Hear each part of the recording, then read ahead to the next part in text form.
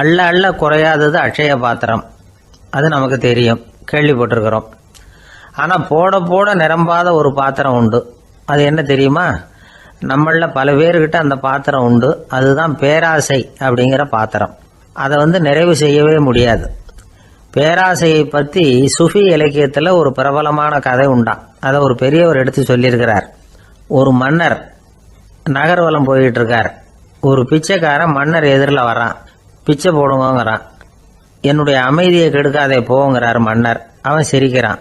அரசே, உங்களுடைய அமைதி கெடக்கூடிய நிலையில் இருந்தா அதுக்கு பேர் அமைதியே கிடையாது அப்படின்னு.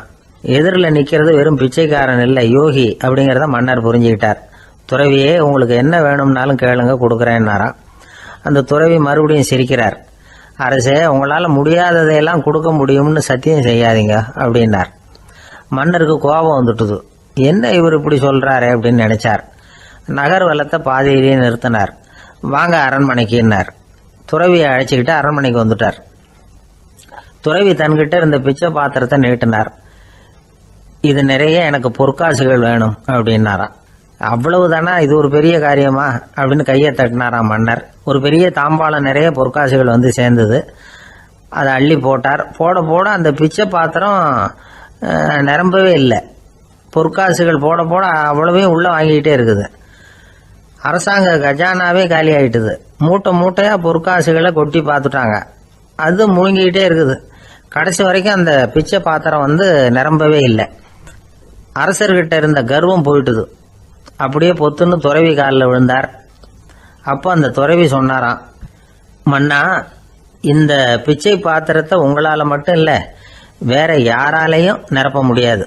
அதுக்கு என்ன காரணம்னா, இது சாதாரண பிச்சை பாத்திரம் இல்லை, பேராசைகளோட வாழ்ந்து செத்து போன ஒரு மனிதனின் மண்டை ஓடுது அப்படின்னாராம்.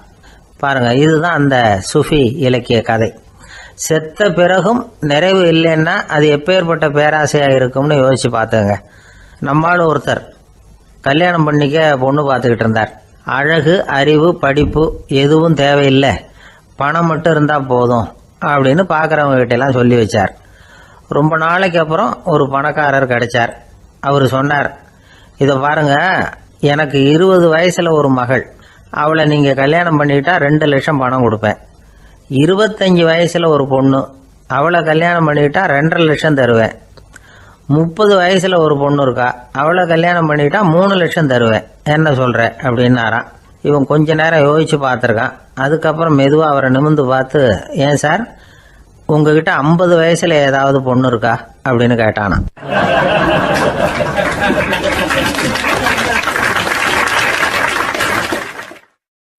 ஒருத்தர் ரொம்ப அவசரமா போயிட்டு இருந்தார். எங்க சார் போறீங்கன்னு கேட்டோம். எனக்கு வேண்டியப்பட்ட ஒருத்தருக்கு குழந்தை பிறந்திருக்கிறதாக செய்தி வந்திருக்கு, அதுதான் ஆஸ்பத்திரிக்கு போயிட்டு இருக்கேன், பார்த்துட்டு வரலாம்னு அப்படின்னார். அப்படின்னா கொஞ்சம் இப்படி உட்காருங்க அப்படின்னோம். சில விவரம்லாம் சொல்றேன், கேட்டுக்கிட்டு போங்க அப்படின்னோம். உட்காந்தார். அப்புறம் சொல்ல ஆரம்பித்தோம். புதுசாக பிறந்திருக்கிற ஒரு குழந்தைய பார்க்க போகிறதுன்னா அது சாதாரண விஷயம் இல்லை. அதில் ரொம்பவும் கவனமாக நடந்துக்கணும். புது குழந்தைக்கு நோய் சுலபமாக தொற்றும். முக்கியமாக காற்று மூலமாக பரவுகிற நோய்கள் சுலபமாக வந்துடும். அதனால் நமக்கு உடம்பு சரியில்லைன்னா குழந்தைய விட்டு கொஞ்சம் தள்ளியே இருக்கிறது தான் நல்லது. பெரியவங்களை பொறுத்த வரைக்கும் சாதாரணமாக உள்ள ஒரு கிருமி கூட குழந்தைய பொறுத்த வரைக்கும் ரொம்ப மோசமான ஒரு கிருமியாக இருக்கும். சில வெளிநாடுகளில் எப்படி தெரியுமா, பிறந்த குழந்தை தூங்கிக்கிட்டு இருக்கிற ஒரு ரூமுக்கு போகணும்னா போகிறவங்க முகமூடி போட்டுக்கணும், காலணிகளை மாற்றிக்கணும், அவ்வளவு சுத்தமாக உள்ளே போய் பார்த்துட்டு வரணும். பொதுவாக சில ஆஸ்பத்திரிகளில் பார்த்தீங்கன்னா பார்வையாளர்கள் நேரத்தில் விசிட்டிங் ஹவர்ஸ் தாயை விட்டு குழந்தைய தனியாக பிரித்து வச்சுருவாங்க. எதுக்குன்னு நினைக்கிறீங்க? அந்த நேரம் பல பேர் வருவாங்க போவாங்க, அவங்க கை கால் சுத்தமாக இருக்காது. சுத்தம் இல்லாத கைகள் மூலமாக கிருமிகள் பரவும். சுத்தம் இல்லாத கைன்னா மண்ணு தூசி படிஞ்சிருக்கிற கை மட்டும் தான் அர்த்தம் இல்லை. சாலையில் கையை வீசிக்கிட்டு நடந்து வர்றீங்க, குழந்தைய பொறுத்த வரைக்கும் அது கூட சுத்தம் இல்லாத கை தான். தாயை தவிர மற்றவங்க குழந்தைய தூக்காமல் பார்த்துக்கிறது நல்லது. தாய் கூட அளவோட கொஞ்சிறதோட நிறுத்திக்கணும். புதுசாக ஒரு குழந்தைய பெற்றிருக்கிற பொண்ணுகிட்ட மற்ற தாய்மார்கள் ஏதாவது சொல்லிக்கிட்டே இருப்பாங்க. குழந்தைய அப்படி வளர்க்கணும் இப்படி வளர்க்கணும் அப்படின்னு ஏதாவது அட்வைஸ் பண்ணிக்கிட்டே இருப்பாங்க. இப்படி ஓவராக அறிவுரை பண்ணுறது அந்த பொண்ணை குழப்பி விட்டுரும். அதனால் அப்படிலாம் பண்ணக்கூடாது. அந்த பெண்ணே ஏதாவது கேட்டால் கூட டாக்டர் சொல்ல வேண்டிய விவரங்களை எல்லாம் நாமே சொல்லிக்கிட்டு இருக்கக்கூடாது. புதுசாக பிறந்திருக்கிற குழந்தைய மட்டும்தான் இப்படி பார்க்கணும்னு இல்லை. ஒரு நோயாளி குழந்தைய பார்க்க போகிறதுனா கூட ரொம்ப எச்சரிக்கையாக தான் நடந்துக்கணும். ஒரு தின்பண்டமோ விளையாட்டு சாமானோ அந்த குழந்தைக்கு நாம் வாங்கிட்டு போகிறதா வச்சுக்குவோம். அதை நேராக கொண்டுகிட்டு போய் அந்த குழந்தைகிட்டே கொடுக்கக்கூடாது. அதோட அப்பா அம்மா கிட்ட ரகசியமாக கொடுக்கலாம். அவங்க முடிவு பண்ணட்டும் குழந்தைகிட்ட அதை கொடுக்கலாமா வேண்டாமாங்கிறத. அவங்களுக்கு தான் தெரியும் அதோட மனசும் உடம்பும். உங்கள் அக்கறையை காட்டுறதா நினச்சிக்கிட்டு குழந்தை வாயில் எதையும் கொண்டுட்டு போய் போடாதீங்க. போகிறப்போ உங்கள் வீட்டு குழந்தையும் அழைச்சிட்டு போகாதீங்க. இது நோயை வாங்கிட்டு வந்துடும், அல்லது புதுசாக ஒரு நோயை அதுக்கிட்ட கொடுத்துட்டு வந்துடும். என்னதான் உங்களுக்கு பழக்கமான குழந்தையா இருந்தால் கூட அதுக்கு விருப்பம் இல்லைன்னா பேசக்கூடாது. அங்கே போய் அவங்க பள்ளிக்கூடத்தை ஞாபகப்படுத்திகிட்டு இருக்கக்கூடாது. நோயில் இருக்கிறப்ப ஸ்கூலை பற்றி பேச அது விரும்பாது. ஆஸ்பத்திரியை விட்டு வெளியில் புறப்படுறப்போ குழந்தைகிட்ட சொல்லணும்னு அவசியம் இல்லை. அதோட அப்பா அம்மா கிட்ட சொல்லிவிட்டு புறப்பட்டா போதும். குழந்தை கோபிச்சிக்காது. சமூக சம்பிரதாயத்தை பற்றி அது கவலைப்படுறதில்லை. இப்படி எல்லா விவரமும் நம்ம எதிரில் உட்காந்துருந்தவங்க கிட்ட சொல்லி முடித்தோம். ரொம்ப நன்றி சார் அப்படின்னு சொல்லிவிட்டு அவர் புறப்பட்டார். குழந்தைங்க கொஞ்சம் வளர்கிற வரைக்கும் தான் நாம் எச்சரிக்கையாக இருக்கணும்னு இல்லை, வளர்ந்த பிறகு இன்னும் எச்சரிக்கையாக இருக்கணும். ஒரு பையன் பள்ளிக்கூடத்துலேருந்து திரும்பி வீட்டுக்கு வந்தான். முகம் பூரா நகத்தால் கீறி இருந்தது. அப்பா பார்த்து பயந்துட்டார். யாருடா உன்னை இப்படி பண்ணது அப்படின்னாரு. என் கூட படிக்கிற இன்னொரு பையன். நாளைக்கு உன் கூட பள்ளிக்கூடத்துக்கு வர்றேன், நீ எனக்கு அவனை அடையாளம் காட்ட முடியுமான்னார். அது ரொம்ப சுலபம் நான் பையன். எப்படின்னார் அப்பா. அவன் காதில் ஒன்றை கையோடு எடுத்துகிட்டு வந்திருக்கிறேன், இதோ என் பையில தான் வச்சுருக்கேன் அப்படிங்கிறான் அந்த பையன்.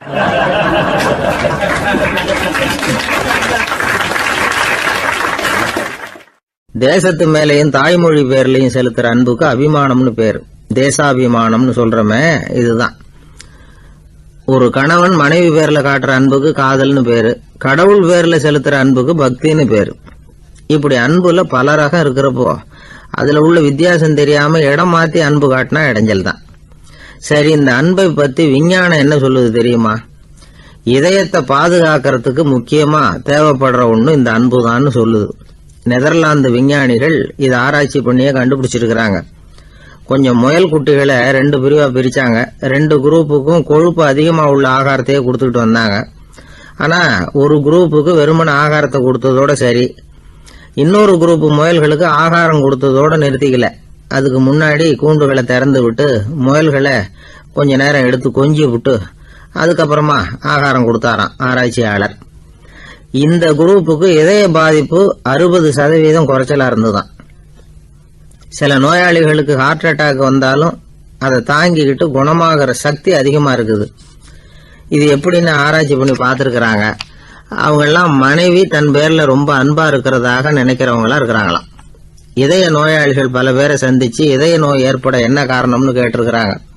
அவங்க சொன்ன காரணம்லாம் சாப்பாடு சம்பந்தமா இல்லையா, மனைவி அன்பா இல்ல, இப்படிப்பட்ட காரணத்தை தான் சொல்றாங்களாம். அதனால இதயத்தை பாதுகாக்கணும்னு நினைக்கிறவங்க அடுத்தவங்க அன்பா இருக்கிறது மாதிரி பாத்துக்குங்க, அதுதான் முக்கியம். ஒருத்தர் முகம் பூரா பிளாஸ்டரி போட்டுக்கிட்டு வந்தார். ரொம்ப கோபமா, என்னங்க ஆச்சுன்னு விசாரிச்சேன். எல்லாம் உங்களால தான் சார்னார். விவரமா சொல்லுங்களேன். என்ன உங்க தகவலை கேட்டுட்டு ஒரு பூனைக்குட்டியை கையில எடுத்தேன், அன்பா அதை தடவி கொடுக்கறதுக்காக. ஆனா அது முந்திக்கிட்டது, அது என் முகத்தை தடவி கொடுத்துட்டுது, முகம் பூரா நகை கீறல், அதுதான் இப்படி அப்படின்னார்.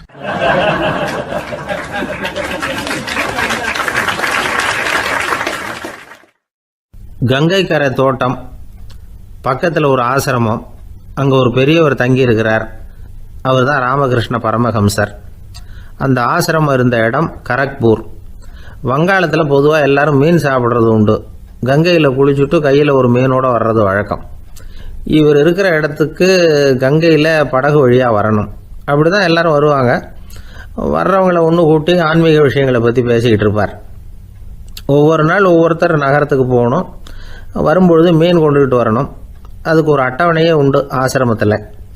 அது பிரகாரம் ஒரு நாள் சுவாமி யோகானந்தர் படகுல போனார். படகை செலுத்தினவங்க ராமகிருஷ்ணரையும் சுவாமி யோகானந்தரையும் மற்றவங்களையும் பித்தர்கள் அப்படின்னு சொல்லி ஏளனமாக பேசினாங்க. அவங்க என்ன பைத்தியம் பிடிச்சவங்க அப்படிங்கிறது மாதிரி. சுவாமி யோகானந்தருக்கு ரொம்ப மென்மையான இதயம். இவங்க இப்படி கண்ணாபின்னான்னு பேசுகிறத பார்த்தா மீனை வாங்கிட்டு திரும்புகிறப்போ என்ன நடக்குமோ அப்படிங்கிற பயம் வேறு வந்துட்டுது அவருக்கு. அவ்வளவு மென்மையானவர். இதை தெரிஞ்சுக்கிட்ட ராமகிருஷ்ணர், யோகானந்தா இங்கே வா அப்படின்னு கூப்பிட்டார். இவர் கண்ணீரை தொடச்சிக்கிட்டே கிட்ட போனார். சொன்னார், ஐயா, படகு ஓட்டுறவங்க உங்களை பற்றி மோசமாக பேசுகிறாங்க. என்ன திட்டினா பரவாயில்ல, ஆனால் உங்களை அவங்க திட்டுறாங்க, அதை என்னால் தாங்கிக்க முடியல அப்படின்னார். இதை கேட்டதும் ராமகிருஷ்ணருக்கு கோபம் வந்துட்டு தான். என்னது, உன்னுடைய குருவை பற்றி அவங்க மோசமாக பேசும்பொழுது நீ சும்மா இருந்தியா? வெளியில் போ அப்படின்னு விட்டார். குரு நிந்தனை செய்கிறப்போ அதை கேட்டுக்கிட்டு சும்மா இருக்கலாமா? குரு நிந்தனையை கேட்டால் பாவம் இல்லையா? என்னை தூற்றும் போது அவங்க பாவம் செய்கிறாங்க, அதை கேட்டுக்கிட்டு நீ சும்மா இருந்தால் நீயும் பாவம் செய்கிற அப்படின்னாராம். அடுத்த நாள் சுவாமி நிரஞ்சனானந்தர் போக வேண்டிய நாள். இவர் படகுல போகும்பொழுதும் அதே மாதிரி நடந்துதான். அவங்க மோசமாக பேச ஆரம்பித்தாங்க, திட்ட ஆரம்பித்தாங்க. அப்படி கேலி பண்ண ஒருத்தனை இவர் என்ன பண்ணார், பலார்னு கன்னத்தில் அரைஞ்சிட்டார். இன்னொருத்தனை கங்கையில் தூக்கி எறியறதுக்கும் தயாராகிட்டார். அதுக்கப்புறம் அவங்க யாரும் வாயை திறக்கலை. மீன் வாங்கிட்டு வர்றப்பவும் படகுல ஒரே அமைதி, அவ்வளவு பயம் அவங்களுக்கு. ராமகிருஷ்ணர் கூப்பிட்டு விசாரித்தார் என்ன நடந்ததுன்னு. இவர் சொன்னார், அவர் யோகானந்தா போகும்பொழுது என்ன நடந்ததோ அப்படியே தான் இப்போவும் நடந்தது. குரு நிந்தனை செய்கிறத கேட்டுக்கிட்டு நான் சும்மா இருப்பேனா? ஒருத்தனை அப்படியே அரைஞ்சுட்டேன், இன்னொருத்தனை ஆற்றுல தூக்கி போட்டுருவேன்னு பயமுறுத்தினேன், அவ்வளவுதான் அப்படின்னாராம். இப்போவும் ராமகிருஷ்ணருக்கு கோபம் வந்துட்டு தான். என்ன இது, அணியறது காஷாயம், இருக்கிறது ஆசிரமம், உனக்கு இவ்வளவு கோபம் வந்ததுன்னா அப்புறம் என்னத்துக்கு ஆசிரமத்தில் இருக்கணும்? பிரம்மச்சாரி எப்பவும் அமைதியாக இருக்கணும் அப்படின்னு அறிவுரை சொன்னாராம் ராமகிருஷ்ணர். அப்போ இவர் கேட்டாராம், ஏங்க அவருக்கு ஒரு விதமான அறிவுரை சொன்னீங்க, எனக்கு வேறு விதமாக அறிவுரை சொல்கிறீங்க, இதில் எது உண்மை அப்படின்னு கேட்டிருக்கார். இதுக்கு ராமகிருஷ்ணர் சொன்ன பதில் என்னென்னா, அட அசடே, சக்கரத்தில் காற்று அதிகமாக இருந்தால் குறைக்கணும், குறைச்சலாக இருந்தால் கூட்டணும். அவன் சாது, அவனுக்கு அதிக உணர்ச்சி தேவை, உனக்கு படபடப்பு அதிகம், உனக்கு பொறுமை தேவை அப்படின்னாராம். இதில் உள்ள கருத்து என்னென்னா, கல்விங்கிறது எப்படின்னா அதை சூழ்நிலைக்கு தகுந்த மாதிரி கற்பிக்கணும். எல்லாருக்கும் ஒரே மாதிரி கற்பிக்கக்கூடாது. கேட்குற ஒரு தகுதி, புரிஞ்சுக்கிற திறமை, இதை பொறுத்து கல்வி அமையணும். ஆரம்ப காலத்தில் ஒரு குரு, அப்போ ஒரு சீடன் இருந்தான். அது வேடிக்கையான குரு, வேடிக்கையான சீடன். ஒரு ஆசிரமம்.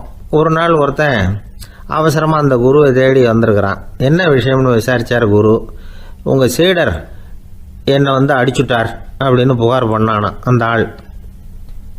குரு சீடனை கூப்பிட்டார். அடிச்சியா இந்த ஆளை அப்படின்னு கேட்டாராம். ஆமான் இருக்கான் சீடன். ஏன் அடிச்சே அப்படின்னு கேட்டாராம். இந்த ஆள் உங்களை பற்றி மட்டமாக பேசிவிட்டான், என்னால் அதை தாங்கிக்க முடியல, அதனால தான் அடிச்சுட்டேன்ருக்கான். அப்படி என்ன பேசினா அப்படின்னு கேட்டாராம். உன்னுடைய குருநாதர் இப்போல்லாம் அர்த்தமில்லாமல் பேச ஆரம்பிச்சுட்டார் அப்படின்னு சொல்லிவிட்டான், அதனால தான் அடிச்சுட்டேன் அப்படின்னானா. அதுக்காக அடித்தே அப்படின்னாராம். நான் அதுக்காக அடிக்கலை குருவே, இப்பெல்லாம் நீங்கள் அர்த்தமில்லாமல் பேசுகிறதாக அவன் சொல்கிறான், அப்படின்னா இதுவரைக்கும் நீங்கள் அர்த்தத்தோடு பேசினதாகத்தானே அர்த்தம், அது தப்பு தானே, அதனால தான் அடித்தேன் அப்படின்னானா.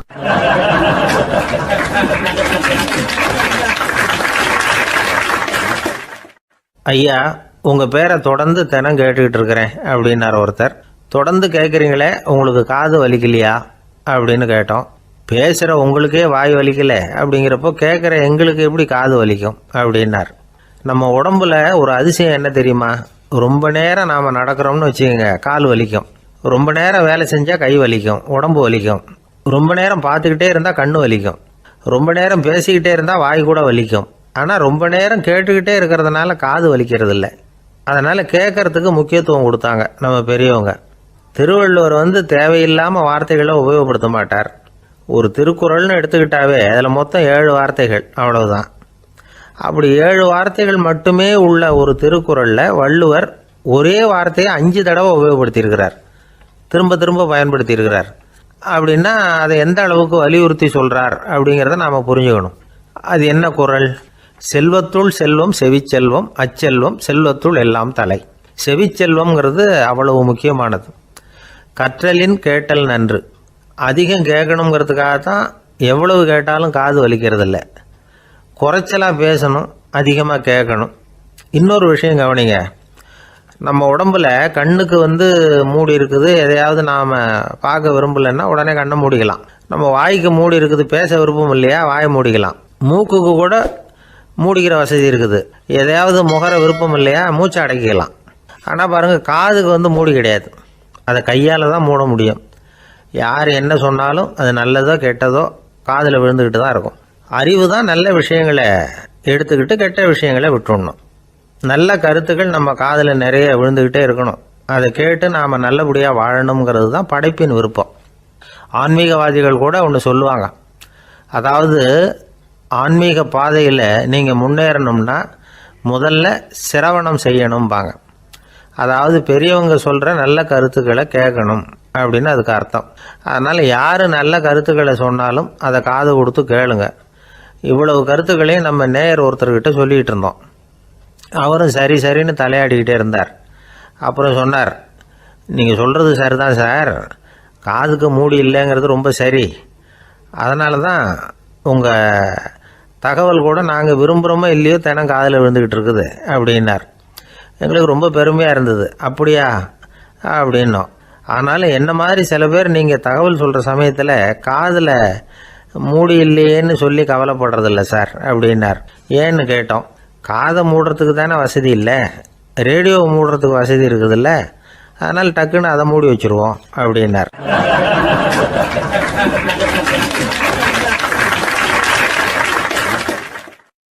பக்தின்னு சொல்கிறோம் இல்லையா, அது 3 வகைப்படும் அப்படிங்கிறார் ஒரு பெரியவர். அது என்ன 3 வகைன்னா, தெய்வ பக்தி, அடியார்கள் பக்தி, குரு பக்தி. அடியார் பக்தியை விட தெய்வ பக்தியை விட குரு பக்தி தான் ரொம்பவும் சிறந்ததுங்கிறார் அவர். தெய்வத்துக்கிட்ட செஞ்ச பாவம் குருநாதர்கிட்ட தீர்ந்துருமா, குருநாதர்கிட்ட செஞ்ச பாவம் தெய்வத்துக்கிட்ட போனாலும் தீராதான். இப்படி பெரியவங்களாம் சொல்லி வச்சுருக்கிறாங்க. ஒரு காடு, அங்கே அயோத தௌமியர் அப்படின்னு ஒரு தபோதனர், அவர் பல மாணவர்களை ஒன்றா சேர்த்து ஒரு குருகுலம் நடத்திக்கிட்டு இருக்கிறார். பல தரப்பட்டவங்க பல திறப்பட்டவங்க மாணவர்கள் அதில் சேர்ந்து படிச்சுக்கிட்டு இருக்கிறாங்க. பாஞ்சால ராஜகுமாரன் ஒருத்தனும் அந்த குருகுலத்தில் சேர்ந்து படிச்சுக்கிட்டு இருக்கிறான். அவன் பேர் ஆருணி. பெரிய இடத்து புள்ள, இருந்தாலும் படுப்பில் ரொம்ப கெட்டிக்காரனாக இருந்தான். அவன் தான் அங்கே முதல் மாணவன். ஒரு நாள் குருநாதர் அந்த அரசகுமாரனை கூப்பிட்டார். நம்ம குருகுலத்துக்கு சொந்தமான வயலில் தண்ணீர் பெருகி வெள்ளம் பயிரை அழிக்குதான், அதனால் நீ போய் மடையை அடைச்சிட்டு வந்துரு அப்படின்னார். அந்த அரசகுமாரன் உடனே புறப்பட்டான். குருநாதர் சொல்லிட்டார்ல, உடனே புறப்பட்டான். நான் பெரிய இடத்து பிள்ளையாச்சே, ராஜகுமாரனாச்சே, ரொம்ப செல்வாக்கூட வளர்ந்தவனாச்சே, நான் போய் வயலில் இறங்கி வேலை செய்கிறதா அப்படின்னுலாம் அவன் நினைக்கல. குருநாதர் கட்டளையை நிறைவேற்ற வேண்டியது நம்ம கடமை அப்படின்னு நினச்சான். உடனே ஒரு மண்வெட்டியை தூக்கி தோளில் வச்சுக்கிட்டு புறப்பட்டு போயிட்டான். வயலுக்கு போனான். பார்த்தான், தண்ணி கரையை உடச்சிக்கிட்டு வயலுக்குள்ளே ஏகமாக பாஞ்சிக்கிட்டு இருக்குது. இவன் மண்வெட்டியால் களிமண்ணை புல்லோடு சேர்த்து புல் பற்ற மாதிரி வெட்டி வெட்டி போட்டான். இருந்தாலும் மடையை அடைக்க முடியல. தண்ணி அதை மீறி வந்துக்கிட்டே இருக்குது. தண்ணி வேகமாக வயலுக்குள்ளே போய்கிட்டே இருக்குது. போடுற பத்தையெல்லாம் கரைஞ்சி கரைஞ்சி போயிட்டுருக்கு. இருந்தாலும் இவன் தன்னுடைய முயற்சியை கைவிடலை. வெட்டி வெட்டி போட்டுக்கிட்டே இருக்கிறான். காலையில் அங்கே போனவன் சாயந்தரம் வரைக்கும் இப்படி செஞ்சுக்கிட்டு இருக்கிறான். உடம்பும் மனசும் ரொம்பவும் சோர்ந்து போச்சு. இருந்தாலும் குருநாதர் இட்ட கட்டளையை நிறைவேற்றாமல் இருக்கிறோமேங்கிற ஒரு குறை அவனுக்கு இருக்குது. குரு கட்டளையை நிறைவேற்றாத நான் இன்னமும் இருக்கணுமா அப்படின்னு யோசனை பண்ண ஆரம்பிச்சிட்டான். என்ன செய்யலாம்னு பார்த்தான். நம்ம குருநாதர் இட்ட பணிக்காக இந்த உடம்பையே தியாகம் பண்ணலாம் அப்படின்னு முடிவு பண்ணான். தண்ணி பாயுதில் அதுக்கு குறுக்க விழுந்து அப்படியே மடையை அடைச்சிக்கிட்டு அப்படியே படுத்துட்டான். இது மற்றவங்களுக்கு தெரியாது. அன்னைக்கு ராத்திரி ஒரு விளக்கு முன்னாடி உட்காந்து குருநாதர் பிள்ளைங்களுக்கு பாடம் சொல்லி கொடுத்துக்கிட்டு இருக்கிறார். முதல் வரிசையில் இருக்கக்கூடிய ராஜகுமாரனை காணலை. நம்ம ஆருணி எங்கே போனா அப்படின்னு சொல்லி மற்ற மாணவர்களை விசாரித்தார். இப்போ அவங்க சொன்னாங்க, சுவாமி அவன் காலையில் வயலுக்கு மடை அடைக்கிறதுக்காக போனான், நீங்கள் தான் போக சொன்னீங்க, இன்னும் திரும்பி வரல அப்படின்னு அவர் பையன். குருநாதர் உடனே ஒரு தீவெட்டி எடுத்துக்கிட்டு மாணவர்களை அழைச்சிக்கிட்டு வயலுக்கு போனார். அங்கே போய் பார்த்தா ஆளை காணும். ஆருணி ஆருணின்னு சொல்லி சத்தம் போட்டு கூப்பிட்டு பார்க்குறார். நான் இங்கே இருக்கேன் குருநாதா அப்படின்னு காலுக்கு அடியிலேருந்து ஒரு சத்தம் வருது. குனிஞ்சு பார்த்தா அவன் மழையில் படுத்துருக்குறான். என்னப்பா இதுன்னார். காலையிலேருந்து இந்த மழையை அடைச்சி பார்த்தேன் சுவாமி, முடியல, அதனால் இப்படி குறுக்க படுத்துட்டேன். என்னை தாண்டறதுக்கு பயந்து போய் தண்ணியே தேங்கி நின்றுட்டுது அப்படின்னா. அவனுடைய குரு பக்தியையும் அவனை தாண்டறதுக்கு அஞ்சு நிற்கிற தண்ணி தேக்கத்தையும் பார்த்துட்டு எல்லாரும் ரொம்ப ஆச்சரியப்பட்டு போயிட்டாங்களாம். ஆறுனே எழுந்திரிச்சு வா அப்படின்னு கூப்பிட்டாரான் குருநாதர். அவன் தண்ணீரை பொழந்துக்கிட்டு எழுந்திரிச்சு வந்தானான். அதனால் அவனுக்கு உத்தாலகன் அப்படின்னு ஒரு பேர். உத்தாலகன்னா தண்ணீரை பிளந்தவன் அர்த்தம். அந்த உத்தாலகன் மாதிரி இந்த காலத்து மாணவர்களுக்கும் குரு பக்தி வேணும் அப்படின்னு சொன்னோம் ஒரு பள்ளிக்கூடத்தில். உடனே நிறைய மாணவர்கள் எழுந்திரிச்சு நின்னாங்க. சார், நீங்கள் எங்களை இன்னமும் சரியாக புரிஞ்சுக்கலன்னு நினைக்கிறோம். அன்னைக்காவது ஒருத்தன் அப்படி இருந்தான், இன்றைக்கி ஏகப்பட்ட உத்தாலகர்கள் இருக்கிறோம். எங்கள் வாத்தியார் கட்டளை இட்டால் இப்போவே அது மாதிரி வயலுக்கு போய் மடையில் குறுக்கப்படுத்துக்கிறதுக்கு இந்த வகுப்பில் உள்ள அத்தனை பேரும் தயாராக இருக்கிறோம் அப்படின்னாங்க. அப்படியா அப்படின்னு சொல்லி கேட்டோம் ரொம்ப சந்தோஷமாக. ஒருத்தன் ரொம்ப அடக்கமாக எழுந்திரிச்சான். அப்புறம் சொன்னான், ஆமாம் சார், வகுப்பில் இவர் நடத்துகிற பாடத்தை கேட்டுக்கிட்டு இருக்கிறத விட பேசாமல் போய் மடையில் படுத்துடுறது ஒன்றும் கஷ்டமான காரியமாக இருக்காது, அதனால தான் எல்லாரும் அங்கே போகிறேன்னு சொல்கிறோம் அப்படிங்கிறான்.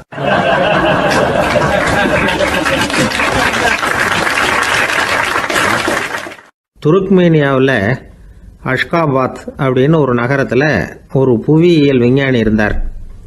அவர் ஒரு நாய்க்குட்டி வளர்த்தார். ஒரு நாள் முன்னிரவு நேரம் ஒரு மேஜைக்கு முன்னாடி உட்காந்து அந்த விஞ்ஞானி ஏதோ கணக்கு போட்டுக்கிட்டு இருக்கிறார். அவருக்கு ஒரு சின்ன பெண் குழந்தை, அது தொட்டிலில் தூங்கிட்டு இருக்குது. அந்த நாய்க்குட்டியும் ஒரு மூலையில் படுத்து அது பாட்டுக்கு தூங்கிட்டு இருந்தது. ஒரே அமைதி. அந்த நேரத்தில் திடீர்னு அந்த நாய்க்குட்டி துள்ளி எழுந்திரிச்சிது. நேராக குழந்தைகிட்ட ஓடிச்சு. அந்த குழந்தைய அது போட்டிருந்த ட்ரெஸ்ஸோடு சேர்த்து கவ்வி தூக்குச்சு. தூக்கிக்கிட்டு வாசல் பக்கம் ஓடிச்சு. நாய்க்குட்டி குழந்தைய கவ்வி தூக்க முடியுமாங்கிற சந்தேகம் உங்களுக்கு இல்லையா? நீங்கள் நம்ம ஊர் நாய்க்குட்டியவே பார்த்து பழக்கப்பட்டிருக்கீங்க, அதனால் நம்புறதுக்கு சிரமமாக இருக்கும். அந்த ஊர்லெலாம் அது ரொம்ப ஸ்ட்ராங்காக இருக்கும், ஒரு ஏதோ கண்ணுக்குட்டி மாதிரி இருக்கும். விஞ்ஞானி அதை பார்த்துட்டார். உடனே அந்த நாய்க்கு வெறி பிடிச்சிட்டுதுன்னு முடிவு பண்ணிவிட்டு தன்னோட கை துப்பாக்கி எடுத்துக்கிட்டு ஓடி வந்தார். அவர் வெளியில் நாய்க்குட்டி எங்கே அப்படின்னு பார்த்து தேடுறார். அந்த நேரத்தில் அந்த வீடு இடிஞ்சு விழுது. காரணம் பூமி அதிர்ச்சி. இப்படி பூமி அதிர்ச்சி உண்டாக போகுதுங்கிறது அந்த நாய்க்குட்டிக்கு முன்னாடியே தெரிஞ்சு போச்சு. அதுதான் குழந்தைய தூக்கிட்டு வெளியில் ஓடி வந்திருக்குது. அது மூலமாக அந்த குடும்பத்தையே காப்பாற்றிருக்குது அந்த நாய்க்குட்டி. இந்த சம்பவம் நடக்கிறதுக்கு 3 நாளைக்கு முன்னாடியே சில பிராணிகளுக்கு இப்படி நடக்க போகுதுங்கிறது தெரிஞ்சிருக்குதான். ஆமாம், அந்த நகரத்தில் 3 நாளைக்கு முன்னாடியே பாம்பு, பல்லி இதெல்லாம் அது தங்கியிருந்த வலையை விட்டு வெளியில் ஓடி வந்துட்டுது. அதே மாதிரி அங்கே இருந்த புறாவெல்லாம் பறந்து போயிடுச்சான். இதே மாதிரி யுகோஸ்லோவியாவில் கூட ஒரு நகரம், அங்கே ஒரு நாள் ராத்திரி ஒரு மிருக காட்சி சாலையில் திடீர்னு ஒரு பெரிய கலவரம், கூச்சல், குழப்பம். அங்கே இருந்த கழுதை, புலி, யானை, பறவை எல்லாம் கண்ணாபின்னான்னு கத்த ஆரம்பிச்சுட்டுது. நீர் யானை அதுக்குன்னு போட்டிருந்த தடுப்பையே தாண்டி குதித்து வெளியில் வந்துட்டு தான். மறுநாள் தான் எல்லாருக்கும் விஷயம் புரிஞ்சுது. அடுத்த நாள் காலையில் அங்கே பூமி அதிர்ச்சி உண்டாயிட்டுது. இப்போ பாருங்க, அதாவது மனுஷனை போய் தீர்க்க தரிசி அது இதுன்னு சொல்லிகிட்டு இருக்கிறோம். இவனை விட அது பரவாயில்லைன்னு தோணுது. அதாவது மிருகங்கள் ஒன்று நடக்க போகுதுங்கிறத முன்னாடியே புரிஞ்சுக்குதே. சரி, இதெல்லாம் எப்படி அது முன்கூட்டி புரிஞ்சுக்குது? அதுதான் படைப்பு ரகசியம். அதை கண்டுபிடிக்கிறதுக்கு தான் மனுஷன் ஆராய்ச்சி பண்ணிகிட்டு இருக்கிறான். விஞ்ஞானிகளோட ஆராய்ச்சியெல்லாம் ஒரு பக்கம் இருக்கட்டும், வீட்டுக்குள்ளேயே சில ஆராய்ச்சி பண்ணி பாருங்களேன். இப்போ சில யோசனை சொல்லி அதை சோதனை பண்ணி பாருங்க அப்படின்னு ஒருத்தர் சொன்னாராம். அதாவது இப்போ மழை வருமா வராதா அப்படின்னு தெரிஞ்சுக்கணுமா, உடனே ஒரு பூனைக்குட்டி பின்னாடியே மெதுவாக போய் அது என்ன செய்யுதுன்னு கவனித்து பார்க்கணும். பூனைக்குட்டி தன்னோட பாதத்தினால சுகத்தில் அப்படி கீறிக்கிட்டு இருக்கும். அப்படி கீறினா கண்டிப்பாக மழை வரும். சில சமயம் பூனைக்குட்டி அப்படியே மல்லாந்து படுத்துக்கிட்டு பாதத்தை உயர தூக்கும், அப்படியும் புரளும். இப்படி செஞ்சதுன்னா அன்னைக்கும் மழை இருக்காது. அதனால் முன்னாடி இருந்தது மழை வர்றதுக்கு அறிகுறி, இது மழை இல்லைங்கிறதுக்கு அறிகுறி. பறவைகள், பிராணிகள் இதுகளோட நடவடிக்கைகளை பார்த்துட்டு அதையெல்லாம் அடிப்படையாக வச்சு தான் காலநிலையை கண்டுபிடிக்கிற கருவிகளை கண்டுபிடிச்சிருக்கிறாங்க. வாத்து இருக்குல்ல, சில சமயம் தன்னோட அழகை தன்னோட இறகுகளில் அப்படியே புதைச்சிக்கும். அப்படி செஞ்சால் குளிர்காலம் வரப்போகுதுன்னு அர்த்தம். பருவநிலை குளிராக மாறப்போகுதுங்கிறதுக்கு இதுதான் அறிகுறி. சிட்டுக்குருவி இருக்குதுல்ல, அதெல்லாம் புழுதியில் உழுந்து புரளும், சிறகுகளை படபடன்னு அடிச்சுக்கும். அப்படி செஞ்சால் மழை வரப்போகுதுன்னு அர்த்தம். ஒன்று மட்டும் நாம் நல்லா தெரிஞ்சுக்கணும், இயற்கையின் சீற்றம்னு சொல்கிறோம் இல்லையா, இயற்கை ஏன் நம்ம மேலே கோவப்படுது? இயற்கையை நாம் அனுசரித்து போகிறதில்ல, அதனால் கோவப்படுது. காடுகளை அழிக்கப்படாது, விலங்குகளை கொல்லக்கூடாது, இயற்கை ஏற்படுத்தி வச்சிருக்கிற சமநிலையை கெடுக்கக்கூடாது.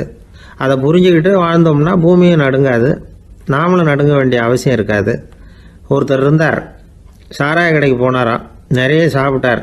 அப்புறம் சொன்னார், இது ரொம்ப அற்புதமான சரக்கு போல் இருக்குது, உள்ளே போன உடனே இந்த பூமியே நடுங்கிறது மாதிரி இருக்குது எனக்கு அப்படின்னாராம். இதுக்கு கடைக்காரர் சொல்லியிருக்கார், நீங்கள் சாப்பிட்டது வெறும் பச்சை தண்ணி தாங்க, இப்போ ஏற்பட்டிருக்கிறது நிஜம் பூமி அதிர்ச்சி அப்படின்னாராம்.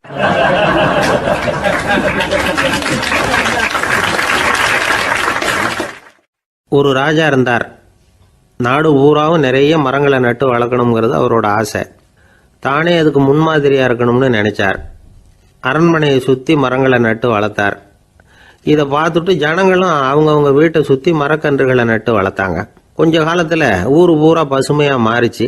எல்லாருக்கும் சந்தோஷமாக இருந்தது. இது ஒரு பக்கம் இருக்கட்டும், இப்போ நான் சொல்ல போகிற கதை வேற. அதாவது அந்த ராஜா ஒரு நாள் தன்னுடைய அரண்மனையை சுற்றி இருக்கிற விதவிதமான மரங்களை எல்லாம் போய் பார்த்தார். எப்படி இருக்கிறீங்க அப்படின்னு ஒவ்வொரு மரத்துக்கிட்டையும் விசாரிச்சாராம். எந்த மரமும் சந்தோஷமாக இருக்கிறதா தெரியல. அதுக்கும் மனசில் ஒரு குறை. முதல்ல ஆலமரத்துக்கிட்ட போனார். அது சொல்லிச்சு, மண்ணா நான் நல்லா பெருசாக வளர்ந்துருக்கிறேன், அடர்த்தியாக இருக்கிறேன், கிளையெல்லாம் 4 பக்கமும் நல்லா படர்ந்து தான் இருக்குது, இருந்தாலும் எந்த பிரயோஜனமும் இருக்கிறதா தெரியல எனக்கு. என்னுடைய பழம்லாம் ரொம்ப சின்னதாக இருக்குது, என் கண்ணுக்கு சரியாக புறப்பட மாட்டேங்குது. நான் இருக்கிற சைஸுக்கு என்னுடைய கிளையில் இருக்கிற பழம்லாம் எவ்வளவு பெருசாக இருக்கணும், அது இத்தினூண்டு இருக்கிறது எனக்கு பெரிய அவமானமாக இருக்குது. இப்படி இங்கே நின்றுக்கிட்டு இருக்கிறதே ரொம்ப கூச்சமாக இருக்குது. ஒரு நல்ல புயல் வந்ததுன்னா பேசாமல் சாஞ்சு விடலாமான்னு பார்க்குறேன் அப்படின்னு புலம்புது ஆலமரம். சரி இருக்கட்டும்னு நினச்சிக்கிட்டு ராஜா அடுத்தபடியாக ஒரு அத்தி மரத்துக்கிட்ட போனார். அதுவும் புலம்ப ஆரம்பிச்சுட்டுது. நான் கூட பெரிய மரம் தான், இல்லை இலையெல்லாம் அழகாக தான் இருக்குது, பழம் அழகாக இருக்குது, இருந்தாலும் உள்ள விஷயம் இல்லையே, அத்தி பழத்தை புட்டு பார்த்தா அத்தனையும் சொத்தை அப்படின்னு பழமொழியே உண்டாயிட்டுதே, இப்படி ஒரு கெட்ட பேரோடு நான் இருக்கணுமா அப்படின்னு புலம்புது அது. சரி இது இருக்கட்டும் அப்படின்னு சொல்லி அடுத்தபடியாக வேப்ப மரத்துக்கிட்ட போனார். அது தன்னுடைய வேதனையை வெளியிட்டது. எனக்கு எவ்வளவோ மருத்துவ குணங்கள்லாம் இருக்கிறதா சொல்லிக்கிறாங்க, இருந்தாலும் என்ன பிரயோஜனம், என்னுடைய பழத்தை மனிதர்கள் யாரும் விரும்பி சாப்பிட்றது இல்லையே அப்படின்னுது. ராஜா அடுத்தாப்புல இருந்து ஒரு பனை மரத்துக்கிட்ட போனார். நான் நல்லா உயரமாக தான் வளர்ந்துருக்கிறேன், மற்ற மரங்கள்லாம் என்னை அண்ணாந்து தான் பார்க்கணும், இருந்தாலும் என்கிட்ட நிழலுக்காக யாரும் ஒதுங்கிறது இல்லையே அப்படின்னுது.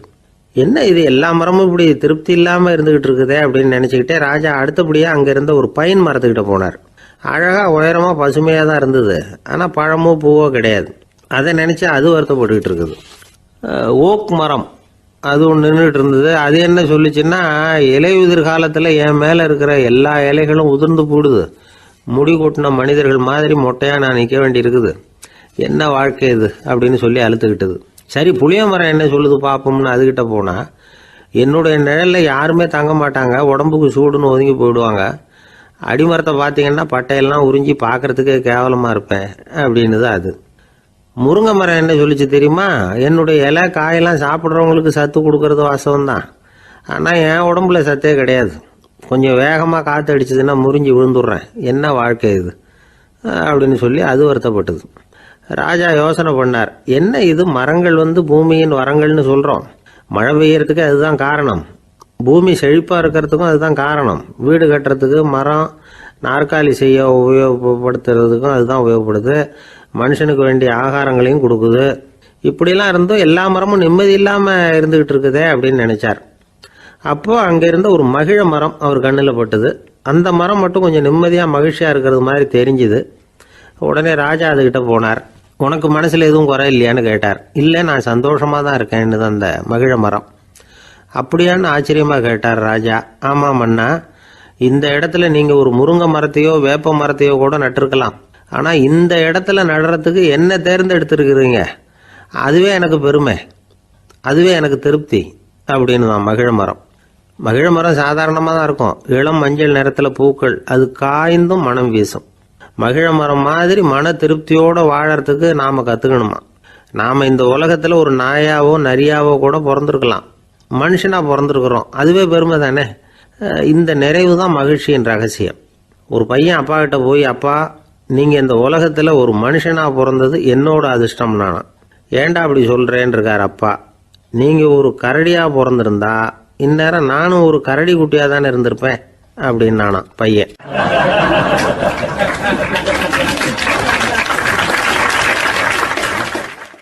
ஒரு விவசாயி விதைக்கிறதுக்காக வயல்வெளி பக்கம் போகிறார். விதைகளை அள்ளி வீசினார். அப்போ என்ன ஆச்சுன்னா, சில விதைகள் பாதை ஓரத்தில் விழுந்தது, சில விதைகள் முள் செடிகள் மண்டி இருந்த புதருக்கு இடையில் விழுந்தது, சில விதைகள் நல்ல நிலத்தில் விழுந்தது. பாதை ஓரத்தில் விழுந்த விதை என்ன ஆச்சுன்னா, அதெல்லாம் பறவைகள் கண்ணில் போட்டுவிட்டுது. உடனே உட்காந்து கொத்தி தின்னுட்டு போட்டுது. அதிகமாக மண் இல்லாத பாறை பகுதியில் விழுந்த விதையெல்லாம் லேசாக வேர் விட்டு முளைக்க ஆரம்பிச்சிது. அதுக்கப்புறம் வேர் கீழேயும் ஆழமாக போக முடியல, மேலேயும் சூரிய வெப்பம் அதிகம் தாங்க முடியல, எல்லாம் காஞ்சி கருகி போட்டுது. புதர் பகுதியில் சில விதைகள் விழுந்தது இல்லையா, முள் செடிகள் காடாக மண்டி போயிருந்தது. அதனால் முளைச்சி வர்ற செடிக்கு நெருக்கடி அதிகமாக போட்டுது, சரியாக வளர முடியல, விளைச்சலும் சரியாக இல்லை. நல்ல நிலத்தில் விழுந்த விதைகள் மட்டும் நல்லா முளைச்சிது, நல்லா வளர்ந்தது, விளைச்சலும் பிரமாதமாக இருந்தது. இந்த கதையை சொல்லிவிட்டு கேட்க செவியுள்ளோர் கேட்கட்டும் அப்படிங்கிறார் இயேசு பெருமான்.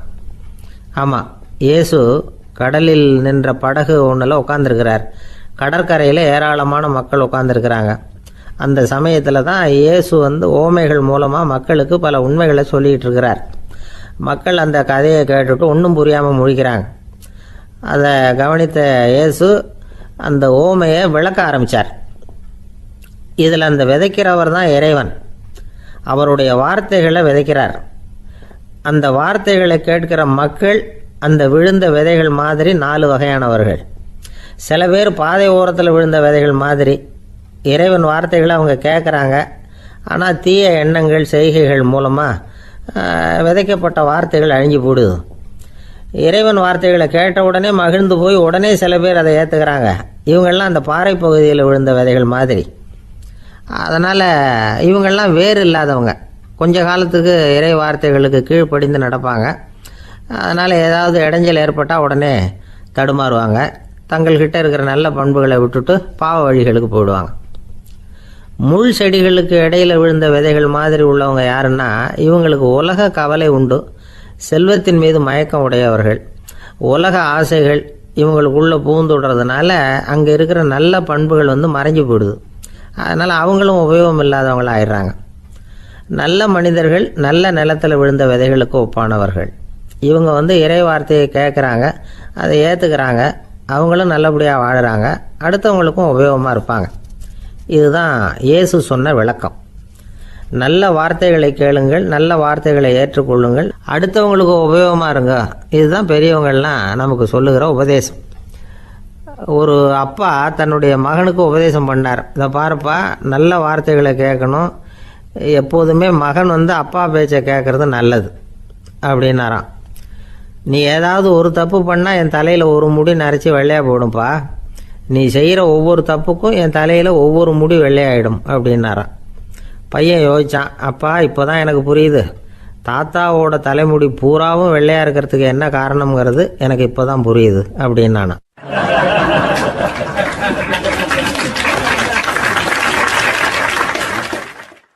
ஜவஹர்லால் நேரு பிரதமராக இருந்த சமயம் அவர் ஒரு தடவை சென்னைக்கு வந்திருக்கிறார்.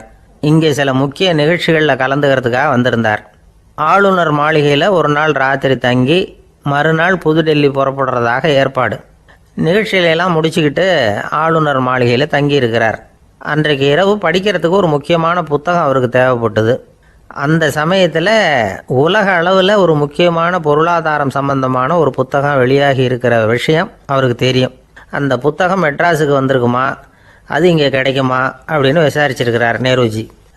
அவர் இப்படி கேட்ட உடனே அங்கே இருந்தவங்கெல்லாம் ரொம்ப பரபரப்பாக செயல்பட ஆரம்பிச்சிட்டாங்க.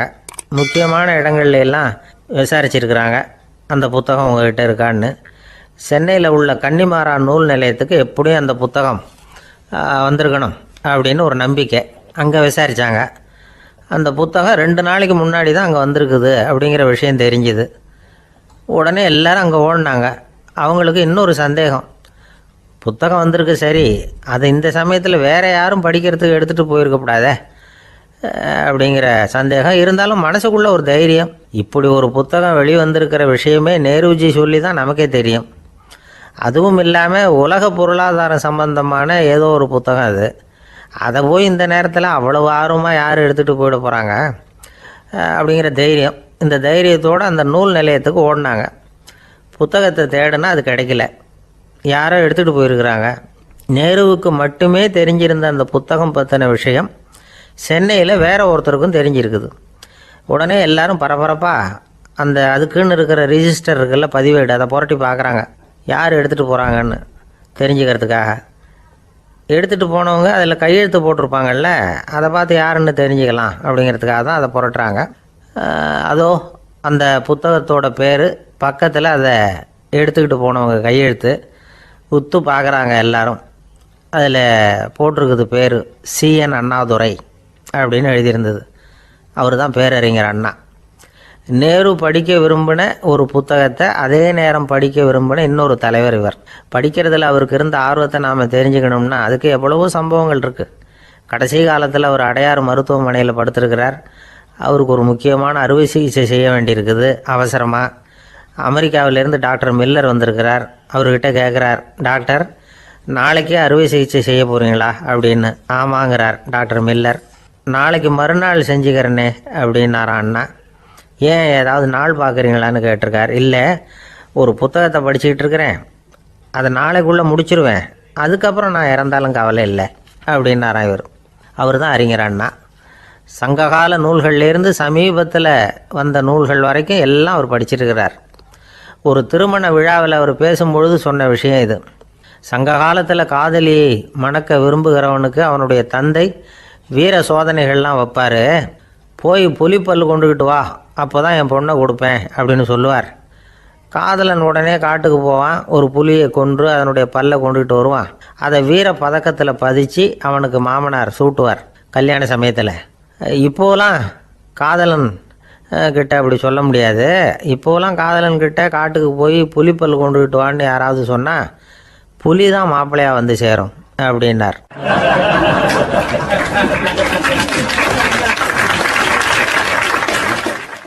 காசியில் இருக்கிற கடவுள் காசி விஸ்வநாதர், அங்கே இருக்கிற தேவி காசி விசாலாட்சி. இவங்க ரெண்டு பேரும் ஒரு நாள் பேசிக்கிட்டு இருந்தப்போ கடவுள் சொன்னார், இந்த மனிதர்களை நாம் ரொம்பவும் நம்பிக்கையோடு தான் படைச்சிருக்கிறோம், இருந்தாலும் அவங்களுக்கு தான் நம்பிக்கை இல்லை, எதுலேயும் ஒரு உண்மையான நம்பிக்கை இல்லாமல் வாழ்ந்துக்கிட்டு இருக்கிறாங்க அப்படின்னார். என்ன அப்படி சொல்கிறீங்க? அதை பாருங்கள், எவ்வளவு பேர் காசியை தேடிட்டு வந்து கங்கையில் குளிச்சுக்கிட்டு இருக்கிறாங்க. அவங்களெலாம் நம்பிக்கை இல்லைன்னா இவ்வளவு தூரம் தேடிட்டு வந்து இங்கே குளிப்பாங்களா அப்படின்னு நாங்கள் தேவி. சரி, அதை சோதித்து பார்க்கலாம் அப்படின்னு ரெண்டு பேரும் முடிவு பண்ணிக்கிட்டாங்க. உடனே ஒரு திட்டம் போட்டாங்க. அது எப்படின்னா, நாம் ரெண்டு பேருமே பக்தர்கள் மாதிரி உருவத்தை மாற்றிக்கிட்டு கங்கை கரைக்கு போக வேண்டியது. நான் வந்து கங்கையில் இறங்கி குளிக்கிறேன், கொஞ்ச நேரத்தில் சுழலில் மாட்டிக்கிட்டது மாதிரி நடிக்கிறேன். நீ உடனே கரையிலேருந்து சத்தம் போடும், என்னோடய வீட்டுக்காரரை யாராவது காப்பாற்றுங்களேன்னு சத்தம் போடும். அதோடு இன்னொன்று சொல்லு, யாராவது ஒரு புண்ணிய ஆத்மா அவர்கிட்ட போய் அவருடைய முடியை பிடிச்சி இழுக்கணும். அப்படி ஒரு சாபம் இருக்குது எங்களுக்கு. புண்ணிய ஆத்மா, அதாவது எந்த பாவமும் செய்யாத இல்லாத ஒருத்தர் தான் அவரை காப்பாற்ற முடியும். அப்படிப்பட்டவங்க யாராவது வெள்ளத்தில் குதிச்சு என்னுடைய கணவரை காப்பாற்றுங்கோ அப்படின்னு நீ சத்தம் போடு, கூச்சல் போடு, என்ன நடக்குதுன்னு பார்க்கலாம் அப்படின்னார் கடவுள். சரின்னு சொல்லி ரெண்டு பேருமா சாதாரண பக்தர்கள் மாதிரி கங்கை கரைக்கு வந்து சேர்ந்தாங்க. அவர் இறங்கி குளித்தார். திட்டம் போட்டது மாதிரியே சுழலில் மாட்டிக்கிட்டது மாதிரி கத்துனார். கரையில் இருந்த அந்த அம்மா, ஐயோ என் கணவரை காப்பாற்றுங்களேன், யாராவது காப்பாற்றுங்களேன்னு கத்துனாங்க. பல பேர் ஓடி வந்தாங்க. உடனே இவங்க, பாவம் இல்லாத புண்ணிய ஆத்மா ஒருத்தரால் தான் என்னுடைய கணவர் காப்பாற்றப்படணுங்கிறது விதி, அப்படி ஒரு சாபம் இருக்குது, அதனால் புண்ணிய ஆத்மா யாராவது அவர்கிட்ட போய் அவர் முடியை பிடிச்சி தூக்கினா அவரை காப்பாற்றி விடலாம் அப்படின்னாங்க. இவங்க இப்படி சொன்னதும் எல்லாரும் திகைச்சு போய் நின்றுட்டாங்க. ஒவ்வொருத்தருக்கும் அவங்க செஞ்ச பாவம்லாம் ஒவ்வொன்றா ஞாபகத்துக்கு வர ஆரம்பிச்சுட்டுது. சரி, இதுக்கு நாம் லாயக்கு இல்லை அப்படின்னு சொல்லி ஒதுங்கி போக ஆரம்பிச்சிட்டாங்க எல்லாம். இந்த சமயத்தில் யாரோ ஒருத்தர் வேகமாக ஓடி வந்தார், ஆற்றுல குதிச்சார். அவர்கிட்ட போனார், முடியை பிடிச்சார், தூக்கினார், அவரை காப்பாற்றி கரைக்கு கொண்டுட்டு வந்துட்டார். அப்படி காப்பாற்றின அந்த ஆளை இவங்க ரெண்டு பேரும் தனியாக கூப்பிட்டுக்கிட்டு ஒரு மண்டபத்துக்கு வந்துட்டாங்க. வந்து விசாரிக்கிறாங்க, நீ யாரப்பா அப்படின்னு கேட்குறாங்க. ஏதும் தெரியாத மாதிரி. நான் இந்த ஊர் அன்ன சத்திரத்தில் வேலை செய்கிற ஒரு சமையல்காரன் அப்படிங்கிறார்.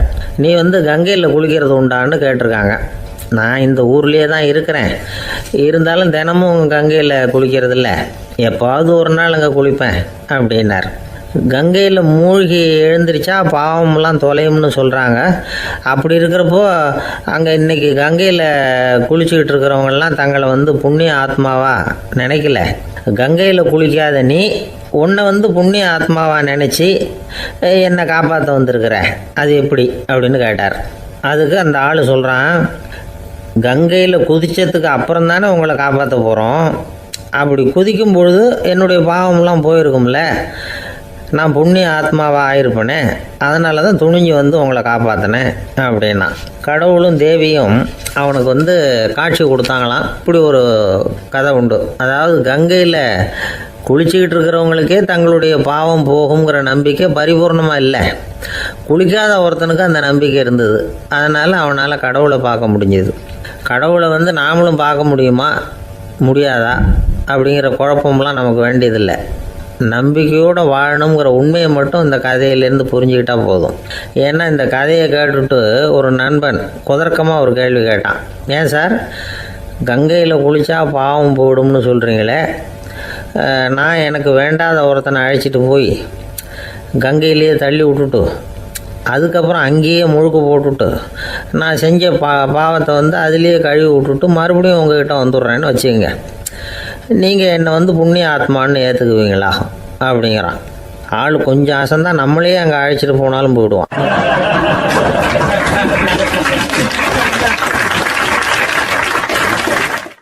ஒரு ஊரில் ஒரு இளைஞன் இருந்தான். ஒரு நாள் அவன் ஒரு குருவை தேடிட்டு புறப்பட்டான். ஊரை விட்டு வெளியில் போனான். போகிற வழியில் ஒரு காடு. அந்த காட்டில் ஒரு மரத்தடியில் ஒரு பெரியவர் உட்காந்துருக்கிறார். அமைதியாக மௌனமாக அவர் அமர்ந்திருக்கிறார்.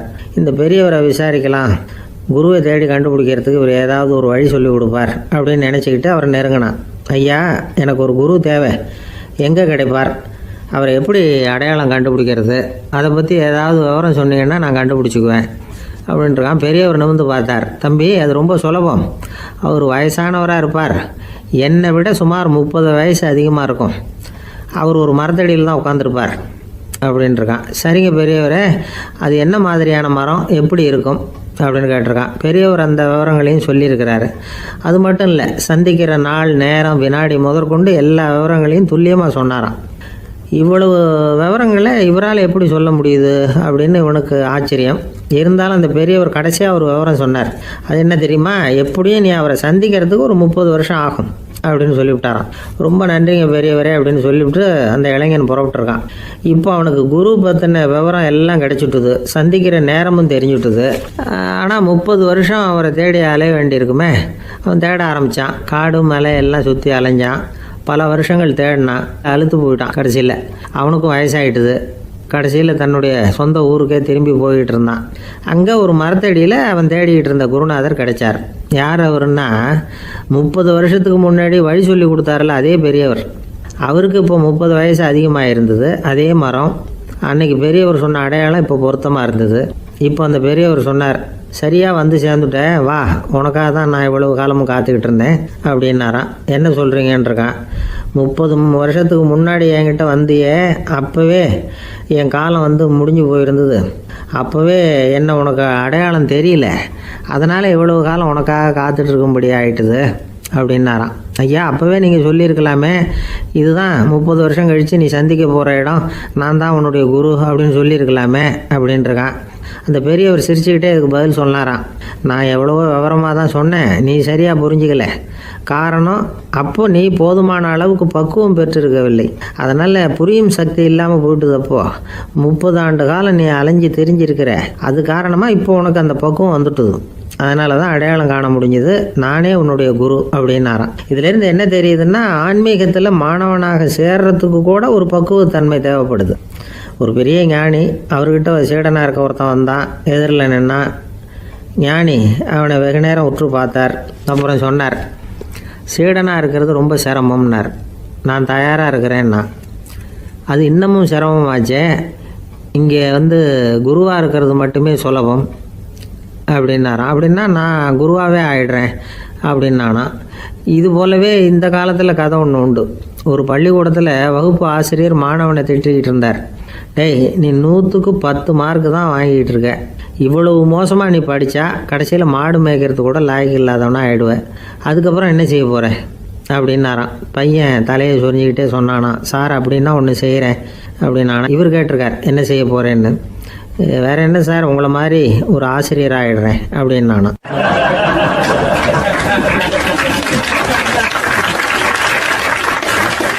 ஒரு ஊரில் ஒரு ஆள் இருந்தான்.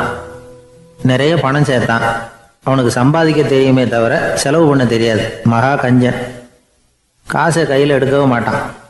எடுத்தால் செலவு செய்ய வேண்டியிருக்குமே. அதனால் இப்படியே அவன் காலத்தை ஓட்டி விட்டான். வயசாயிட்டுது. அவனுடைய மனைவி ஒரு நாள் கேட்டாங்க, இவ்வளவு நாளாக நீங்கள் என்னை எங்கேயுமே அழைச்சிட்டு போனதில்லை, இப்போவாவது அழைச்சிட்டு போகக்கூடாதா அப்படின்னாங்க. எங்கே போகணும் சொல்லுன்னா. காசிக்கு போகணும், கங்கையில் குளிக்கணும்னாங்க. இவன் பார்த்தான், இதுக்கு ஏன் அவ்வளவு தூரம் செலவு பண்ணிட்டு போகணும், நம்ம ஊர் ஆற்றுலேயே குளிக்கலாமே, இதுவும் புண்ணிய நதி தான், இங்கே குளித்தா அங்கே குளித்த பலன் கிடைச்சிரும் அப்படின்னா. சரின்னு 2 பேரும் ஆத்தங்கரைக்கு போனாங்க. அன்னைக்கு ஏதோ விசேஷம், நிறைய கூட்டம், நிறைய பேர் குளிச்சுக்கிட்டு இருக்கிறாங்க. கரையில் சில புரோகிதர்கள் நின்றுக்கிட்டு இருக்கிறாங்க. குளிக்கிறதுக்கு முந்தி அவங்கக்கிட்ட உட்காந்தா ஏதோ மந்திரம்லாம் சொல்லுவாங்க, கொஞ்சம் காசு கொடுக்க வேண்டியிருக்கும். அதனால் இவன் என்ன பண்ணான், ஆத்தங்கரையிலேயே கொஞ்சம் தூரம் போனான். ஊரை விட்டு தள்ளி வந்துட்டான். அங்கே யாருமே இல்லை. அப்பாடான்னு சந்தோஷப்பட்டான். குளிக்கலாம்னு புறப்பட்டான். இந்த நேரம் கடவுள் பார்த்தார், இந்த கஞ்சனுக்கு ஏதாவது புத்தி போகட்டணும் அப்படின்னு நினைச்சார். உடனே ஒரு புரோகிதர் மாதிரி உருவத்தை மாற்றிக்கிட்டு அந்த ஆள் முன்னாடி வந்து நின்னார். அவனுக்கு அதிர்ச்சி. இங்கே யாருமே இருக்க மாட்டாங்கன்னு நினச்சா இங்கேயுமே ஒரு ஆள் வந்துட்டாரு, என்ன பண்ணுறதுன்னு யோசனை பண்ணான். புரோகிதர் உருவத்தில் இருந்த கடவுள் சொன்னார், இதை பாருங்க, இன்னைக்கு விசேஷ நாள், நீராடுறதுக்கு முன்னாடி சுயகல்பம் பண்ணிக்கிறது ரொம்ப நல்லது அப்படின்னார். என்கிட்ட பணம் எதுவும் இல்லையேன்னா. பரவாயில்ல, அப்புறமா கொடுங்க, வாங்கிக்கிறேன். ஆனால் ஒன்று, எவ்வளவு கொடுப்பீங்கிறத மட்டும் இப்போவே சொல்லி கொடுங்க அப்படின்னார். இவன் ரொம்ப யோசனை பண்ணான். ஒரு 10 பைசா தரேன் அப்படின்னா. சரின்னு ஒத்துக்கிட்டு எல்லா கிரியைகளையும் அவர் செஞ்சார். அதுக்கப்புறம் கணவனும் மனைவியும் ஆற்றுல குளிச்சாங்க. அவர் போயிட்டார். கொஞ்ச நாள் கழித்து அவன் வீட்டுக்கு வந்தார் கடனை வசூல் பண்ணுறதுக்கு. வாசலில் நின்றுக்கிட்டு இருந்த அவன் மனைவி இவரை பார்த்ததும் தயங்க ஆரம்பித்தாங்க. அந்த அம்மா கிட்ட விஷயத்த சொன்னார். அந்த அம்மா ஓடி போய் உள்ளே இருக்கிற தன்னுடைய கணவர்கிட்ட சொன்னாங்க. அவன் யோசனை பண்ணான், இப்போ வெளியில் போனால் அவனுக்கு 10 காசு கொடுக்க வேண்டியிருக்கும், அதனால் எனக்கு காய்ச்சல்னு அந்த ஆளுகிட்ட சொல்லிவிடு, இன்னொரு சந்தர்ப்பத்தில் என்னை வந்து பார்க்க சொல்லு அப்படின்னா. அந்த அம்மா போய் சொன்னாங்க. அப்படிங்களா, அப்படின்னா அவரை நான் உடனே போய் பார்க்கணுமே அப்படின்னு உள்ள நுழைய ஆரம்பித்தார். அவங்க மறுபடியும் இருங்க தான் வரேன்னு சொல்லிவிட்டு உள்ள ஓடி விஷயத்த சொன்னாங்க. இது எதுடா வம்பா போச்சு அப்படின்னு பார்த்தான். மனைவியை கிட்டத்தில் கூப்பிட்டான். இதோ பாரு, ஜன்னி கண்டு நான் இறந்து போயிட்டதா சொல்லிவிடு அப்படின்னா சொன்னாங்க. புரோகிதர் பார்த்தார். அப்படின்னா ஒரு வழியாக இருந்து அவருடைய இறுதி சடங்குகளையும் நானே முடிச்சுட்டு போயிடுறேன் அப்படின்னார். உள்ளே இருந்தவன் யோசனை பண்ணான், அந்த ஆள் என்னை விடமாட்டான் போல இருக்கு, அதனால் ஒரு சவப்பெட்டியில் என்னை வச்சு தூக்கிக்கிட்டு மயானத்துக்கு போங்க, பார்த்துக்கலாம் அப்படின்னா. புரோகிதரும் விடுற மாதிரி இல்லை, கூடவே நடந்து போயிட்டு இருக்கிறார். அங்கே இறக்கி சடங்குகளை முடிச்சுட்டு தீ வைக்கிற நேரம் பொட்டிக்குள்ளே இருந்த நம்ம ஆள் அலறி அடிச்சுட்டு வெளியில் ஓடி வந்தான். புரோகிதர் உருவத்தில் இருந்த கடவுள் சிரிச்சார். தன்னுடைய சுய உருவத்தை காட்டினார். அதுக்கப்புறம் அவனை கூப்பிட்டு, இதை பாருப்பா, ஏன் இப்படி அல்லாடுற, ஏதாவது வர வேணும்னா கேள் தரேன் அப்படின்னார். அவன் யோசனை பண்ணான். பகவானே, ஒரே ஒரு வரம் தான் உங்ககிட்ட கேட்கணும்னா. என்ன வேணும் கேளுன்னார். அந்த 10 பைசா தட்சணையை தள்ளுபடி பண்ணால் போதும் அப்படின்னா. கடவுளும் சரின்னு சொல்லிட்டு போயிட்டார். இப்படி ஒரு கதையை சுவாமி சிவானந்தர் சொல்லியிருக்கிறார். செல்வந்தர்கள் பல பேர் இப்படித்தான் இருக்கிறாங்க. தாங்களும் அனுபவிக்க மாட்டாங்க, அடுத்தவங்களுக்கும் கொடுக்க மாட்டாங்க. இது மாதிரியான கஞ்சர்களுக்கு இந்த உலகம் இல்லை, அந்த உலகம் இல்லைங்கிறார் அவர். இந்த கதையில கடவுள் கடன் வசூலுக்கு வந்தது மாதிரி நம்ம ஊர் ஆள் ஒருத்தன் இன்னொருத்தர்கிட்ட 10 பைசா கடன் கொடுத்துட்டான். திருப்பி வாங்கறதுக்கு நடையா நடக்கிறான். கடைசியா கேட்டான், நீ எப்பதான் கடனை திருப்பி தரப்போற, அதை முடிவா சொல்லுன்னா. வர்ற வியாழக்கிழமை கண்டிப்பா கொடுத்துருவேன் அப்படின்னானா அவன். அன்னைக்கு நான் ஊர்ல இருக்க மாட்டேனே அப்படின்னானா இவன். அதனால என்ன, நானும் தான் அன்னைக்கு ஊர்ல இருக்க மாட்டேன் அப்படின்னானா.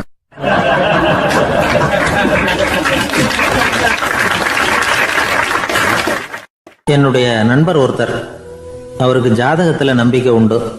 அவரே ஜோசியம்லாம் பார்ப்பார். என்ன சார் இந்த காலத்தில் இதையெல்லாம் நம்பிக்கிட்டு இருக்கீங்களே அப்படின்னு கேட்டால், உங்களுக்கு ஒன்றும் தெரியாது சார். இந்த உலகத்தில் ஒவ்வொருத்தரும் அவங்கவங்க செய்கிற நல்லது கெட்டதுக்கு தகுந்த பலனை அனுபவிச்சே தீரணும்பார். அது மட்டும் இல்லை, ஒருத்தர் செத்துட்டா கூட அவன் செஞ்ச பாவ புண்ணியங்கள் கூடவே போய்கிட்டு இருக்கோம்பார். அது எப்படி கூட போவோம் அப்படின்னு குதர்க்கமாக கேட்டால், அதுக்கு அவர் ஒரு கதை சொன்னார். அது ரொம்ப சுவாரஸ்யமாக இருந்தது. அது என்ன கதைன்னா, ஒரு ஊரில் ஒருத்தர் இருந்தாராம். அவர் ஜோசியம் பார்க்குறதுல ரொம்ப கெட்டிக்காரரான். ஒருத்தருடைய தலைமுடியை மட்டும் அவர்கிட்ட காட்டினா போதும், அதை மட்டும் பார்த்துட்டு அவருடைய ஜாதகத்தையே அலசி விடுவாராம். அப்பேற்பட்ட திறமை. அந்த ஆள் ஒரு சமயம் கன்னியாகுமரி கடற்கரைக்கு போயிருந்திருக்கார். அங்கே கரை ஓரமாக ஒரு மண்டை ஓடு கிடந்திருக்கு. அதை எடுத்து பார்த்துருக்கார். அந்த மண்டை ஓட்டை வச்சுக்கிட்டே அதோட ஜாதகத்தை அலசியிருக்கார். இந்த மண்டை ஓட்டுக்கு உரிய ஆசாமி வாழ்க்கையில் ரொம்ப கஷ்டப்பட்டிருக்கணும், நிறைய கஷ்டத்தை அனுபவிச்சிருக்கணும். அது தாங்க முடியாமல் தான் கடலில் விழுந்து தற்கொலை பண்ணிகிட்டு இருக்கான் அப்படிங்கிறத அவர் கணிச்சுட்டார். இருந்தாலும் இந்த மண்டை ஓடு இன்னமும் அனுபவிக்க வேண்டியது பாக்கி இருக்குது அப்படிங்கிறத அவர் உணர்ந்தாராம். அது சரி, ஒருத்தன் உயிரோடு இருக்கிற வரைக்கும் நல்லது கெட்டதை அனுபவிக்க முடியும். செத்ததுக்கு அப்புறமும் பாக்கி இருக்குன்னா அதை எப்படி அனுபவிக்கிறது? இந்த மண்டை ஓட்டுக்கு இன்னும் கொஞ்சம் பாக்கி இருக்குங்கிறது அவருக்கு புரிஞ்சதே தவிர அதோட அர்த்தம் என்னங்கிறது சரியாக விளங்கலை. சரி, இதை இன்னும் கொஞ்சம் விவரமாக ஆராய்ச்சி பண்ணுவோம் அப்படின்னு நினச்சிக்கிட்டு அதை தன்னுடைய வீட்டுக்கு எடுத்துகிட்டு போயிட்டார். அந்த மண்டை ஓட்டை ஒரு பெட்டியில் வச்சு பூட்டினார். தன்னுடைய தனி அறையில் அதை பத்திரமா வச்சுக்கிட்டார். தினமும் ராத்திரி ஆனதும் தன்னுடைய மனைவியை பார்த்து, நீ போய் பூஜை அறையில் தனியாக படுத்துக்க அப்படின்னு சொல்லிவிட்டு தினம் ராத்திரி 12 மணிக்கு பெட்டியை திறந்து அவர் பார்ப்பார். மண்டை ஓடு அப்படியே இருந்ததே தவிர இன்னும் கொஞ்சம் பாக்கி இருக்குங்கிறதுக்கு அர்த்தம் அவருக்கு விளங்கலை. அந்த மண்டை ஓட்டுக்கு இன்னும் என்ன பாக்கி இருக்க போகுது? எப்படியோ ஒரு 10 நாள் போச்சு. அந்த வீட்டம்மாவுக்கு சந்தேகம் வந்துட்டுது. நம்ம வீட்டுக்காரரு நம்மளை தனியாக ஏன் தூங்க சொல்கிறார் அப்படிங்கிற சந்தேகம். உடனே பக்கத்து வீட்டு அம்மா கிட்ட விஷயத்தை சொல்லியிருக்கிறாங்க. அந்த அம்மா உடனே, நீ கவலைப்படாத, நான் கண்டுபிடிச்சி சொல்கிறேன் அப்படின்னு சொல்லிவிட்டாங்களாம். அன்னைக்கு ராத்திரியே ஜன்னல் வழியாக எட்டி பார்த்துருக்குறாங்க. இந்த ஆள் மண்டை ஓட்டை கையில் வச்சுக்கிட்டு அது திருப்பி திருப்பி பார்த்துக்கிட்டு இருக்கிறான். அதை பார்த்துட்டாங்க.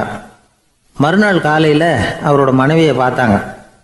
ஏம்மா, உன் வீட்டுக்காரருக்கு நீ முதல் மனைவியா 2வது மனைவியா அப்படின்னு கேட்டாங்களாம். எனக்கு தெரிஞ்ச வரைக்கும் நான் ஒருத்தி தான் அவருடைய மனைவி அப்படின்னாங்களாம் அவங்க. அப்படி இல்லை, நீ அவருக்கு 2வது மனைவி. முதல் மனைவியின் மண்டை ஓட்டை தான் அவர் தினமும் ராத்திரியில் எடுத்து பார்த்துக்கிட்டு இருக்கிறார் அப்படின்னாங்க அடுத்த வீட்டு அம்மா. அப்படியா விஷயம் அப்படின்னு சொல்லிவிட்டு கணவன் வீட்டில் இல்லாத நேரமாக பார்த்து அந்த மண்டை ஓட்டை எடுத்து கொண்டாந்து ஒரு உரலில் போட்டு உலக்கையால் குத்தி நொறுக்க ஆரம்பிச்சிட்டாங்க. வெளியில் போயிருந்த அந்த ஆள் அப்போ தான் உள்ளே நுழைஞ்சார். மண்டை ஓடு உலக்கை கிட்ட குத்து வாங்கிக்கிட்டு இருக்கு. அது அனுபவிக்க வேண்டியது இன்னும் கொஞ்சம் பாக்கி இருக்குங்கிறதுக்கு அர்த்தம் எனக்கு இப்போ தான் புரிஞ்சுது அப்படின்னாராம் அவர். இந்த கதையிலேருந்து நாம் இன்னொரு நீதியையும் புரிஞ்சுக்கணும். அதாவது நம்ம வீட்டை பற்றி நமக்கு புரியாததெல்லாம் அடுத்த வீட்டுக்கு.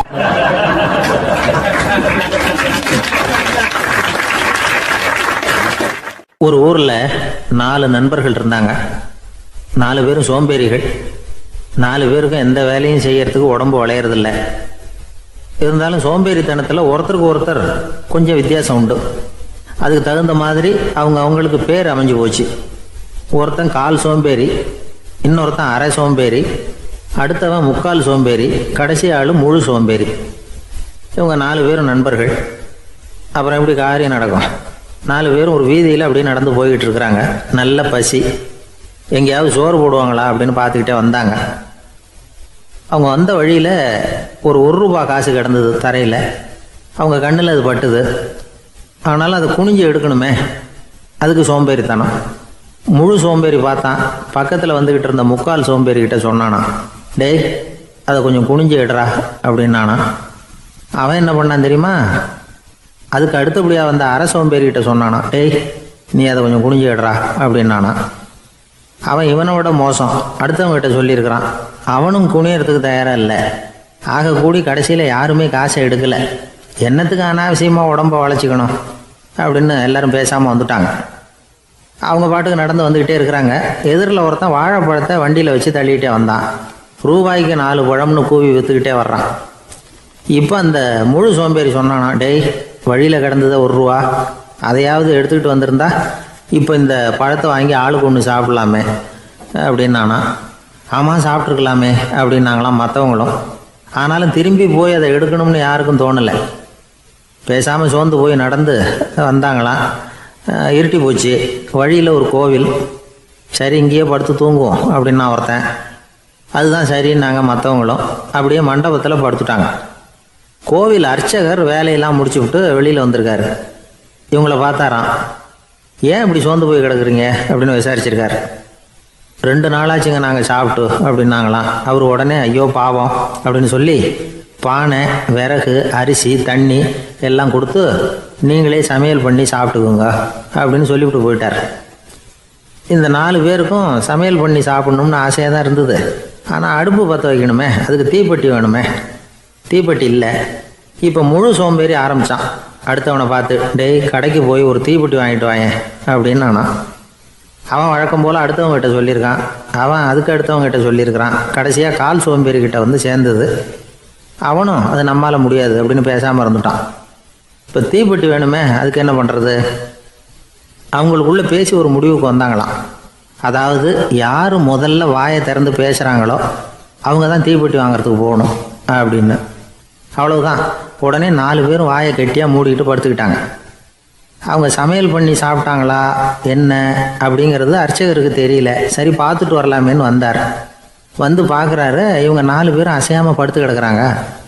அர்ச்சகர் பயந்துட்டார். ஒருவேளை பசி தாங்காமல் செத்து போட்டாங்களோ அப்படிங்கிற பயம், அல்லது நாம் கொடுத்த உணவுப் பொருளில் ஏதாவது விஷம் கலந்துருக்குமோ அப்படின்னும் பயந்தார். அப்படின்னா நம்ம மேலே பழி வந்துருமே அப்படின்னு நினச்சி நடுங்க ஆரம்பிச்சிட்டார். அப்புறம் அவரும் ஒரு முடிவுக்கு வந்தாராம். கோவிலுக்கு பக்கத்துலேயே ஒரு பெரிய குழி இருந்தது. அதில் ஒவ்வொருத்தரையாக இழுத்துக்கிட்டு போய் போட்டார். கொஞ்சம் மண்ணை தள்ளினார். காலால் மிதித்தார். அவர் மிதித்த மிதி ஒருத்தன் அடி வயத்தில் போட்டுவிட்டுது. அவன் உடனே வலி தாங்காமல் ஐயோ அம்மான்னு அலறினான். உடனே நடந்தது என்ன தெரியுமா? மற்ற 3 பேரும் துள்ளி எழுந்திரிச்சாங்களாம். அவனை பார்த்து நீ தாண்டா தீப்பெட்டி வாங்க போகணும், நீ தாண்டா வாங்க போகணும், நீ தான் சத்தம் போட்ட அப்படின்னு சொல்லி ஆரம்பிச்சிட்டாங்களாம். அர்ச்சகர் பார்த்தார். இது பேய் மாதிரி தெரியுதுன்னு நினச்சிக்கிட்டு ஒரே ஓட்டமாக ஓடி போட்டாராம். கிராமப்புறங்களில் இப்படி ஒரு கதையை சொல்கிறது உண்டு. சோம்பல்ங்கிறது நம்ம முன்னேற்றத்துக்கு பெரிய தடை அப்படிங்கிறத நாம் புரிஞ்சுக்கணும். அதுதான் இந்த கதை சொல்கிற நீதி. ஒரு பள்ளிக்கூடத்தில் ஒரு புதுமையான போட்டி நடந்துதான். அதாவது சோம்பேறித்தனத்துக்கு பரிசு. அதில் 2வது பரிசு யாருக்குன்னு அறிவித்தாங்க. ஒரு பையன் எழுந்திரிச்சு மெதுவாக நடந்து போய் பரிசை வாங்கிட்டான். அடுத்தது முதல் பரிசு யாருக்கு அப்படின்னு அறிவிச்சாங்களாம். அவன் கடைசி வரிசையிலேருந்து கத்தினானா, ஐயா அதையும் அந்த பையன் மூலமாகவே கொடுத்து அனுப்பி வச்சுருங்க, இங்கே வந்தது நான் வாங்கிக்கிறேன் அப்படின்னு நானா.